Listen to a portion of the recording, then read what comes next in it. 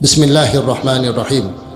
Ya Rabbil alamin, ey mehribon Robbimiz, bizga mana shunday baxt ato qilibsanki, bugun yelkamizda ihrom bilan Rasulimiz alayhissalom aytgandek Arafatga talbiya aytib keldik. Allohim, bizga bergan ne'mating farishtalarni guvoh qilib, bularni gunohini kechirdim deganlar ichida turganligimiz uchun o'zingga hamd bo'lsin. Allohim, gunohlarimizni o'zing kechirgin. Allohim, o'zing bizni mag'firatingga olgin. Ilohim, erta qiyomatda Rasulimiz alayhissalomning yuzlariga qarashlikda xijolatli holatga kelib qoladigan ummatdan qilmagin. Arafat tog'ida qilayotgan bu hojilarimizning, hoji onalarimizning barchalarini duolarini husni qabul aylagin. O'tib ketgan ota-onalarimizni Alloh rahmat qilgin. Ilohim, ota-onalarimizni barchalarini rahmatingga olib, farzandlarimiz rushd, hidoyatli va quvvat iymonli qilgin.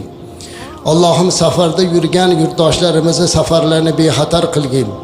Bemorlari borlar bor, Alloh ularga shifoi karam ato qilgin. Farzand talablarida barchasiga go'zal, solih, soliha farzandlar bergin Allohim. Kelin talablarga soliha kelinlar, kuyov istaganlarga solih kuyovlar nasib qilgin. Ilohim, Arafat tog'ida kim qalbidan yaxshi niyatlarni o'tkazsa barchasini ro'yobga chiqargin. Robbana atina fid dunya hasana va fil oxirati hasanatan va qina azaban nar. Va sallallohu ta'ala ala xayr xalqi Muhammad va ala alihi va ashabihi ajma'in. Allohu akbar.